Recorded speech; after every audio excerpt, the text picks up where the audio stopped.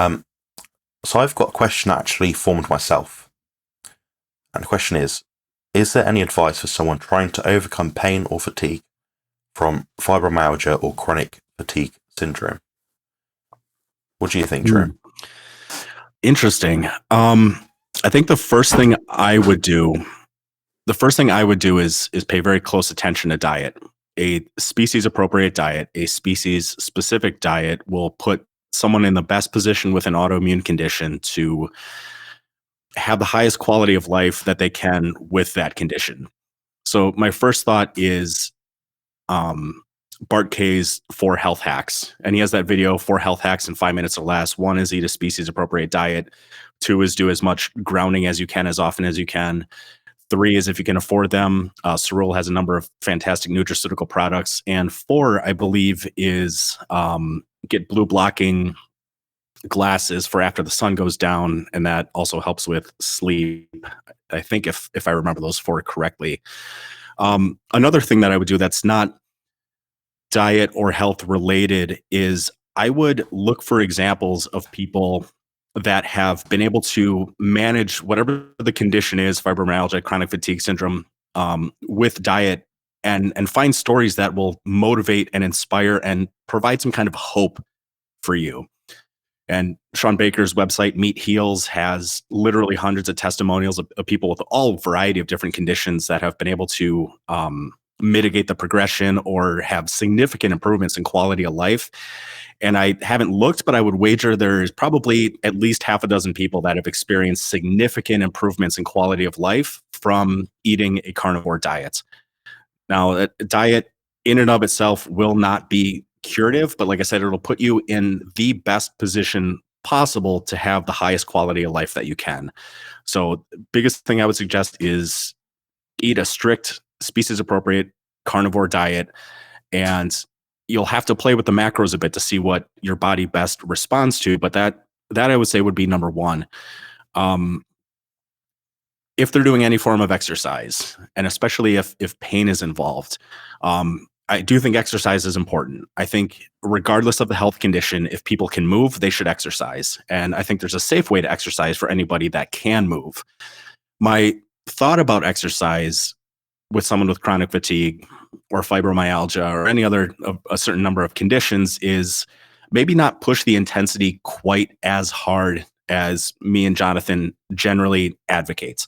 Um, you want to reap the benefits of exercise, but there's a certain quality of life issue to that too. If someone is terribly, terribly sore, or if their workouts are so taxing on their body that they're trashed for a couple of days afterwards, you want your exercise to be a net benefit and a net positive, and you want it to contribute to your life, not take away from it. So eat a species appropriate diet, look for motivation and inspiration.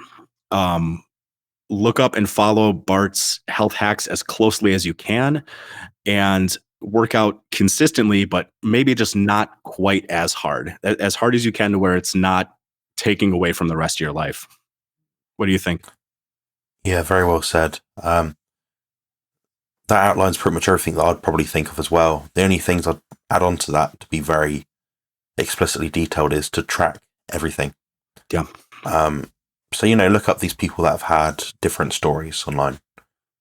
See what diet they've done, see what techniques they've found useful. Reach out to them on social media, send them an email if you can. Buy a consultation with them. Find a way to find the information they've got. Ultimately, if those people are performing at a better level now versus what they were before, there's a reason why. And it might just be the time. So it might also be the aspect of spending more time doing all the health hacks that Jerem's just mentioned. It might not be an overnight kind of thing.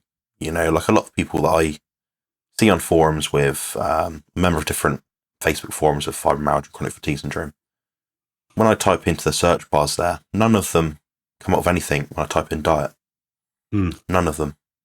They'll come up with something like, oh, what diet should I follow? Then you'll follow, you read through it and it'll say, load of nonsense about fruit, vegetables, fiber. The best information you might find is, oh, try not to eat too much gluten. That's about it. They won't know anything about deuterium, won't know anything about the Randall cycle, won't know anything about the mitochondria, the health hacks that Jerome's outlined.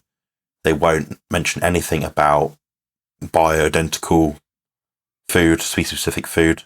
They won't mention nutrient bioavailability, assimilation, the digestive system. It's all a case of, have you tried this medication? Have you tried, I don't know, a different mattress to sleep on? All these other things, like, they're things to think about. But ultimately, you didn't get yourself into this position because of not taking medication. Something in your lifestyle or diet has caused this problem.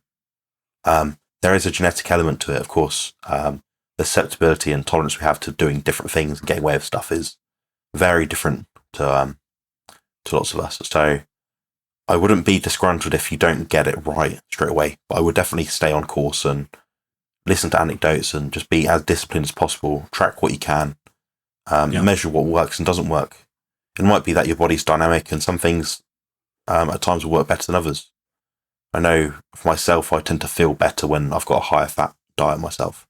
But that doesn't mean I'll stick to that. You know, your body's not dynamic. Things happen differently at different times. The digestive system isn't always functioning properly if you've had different medications in your system at times, as I know. Yeah, there's a lot to unpack here and a lot to look at.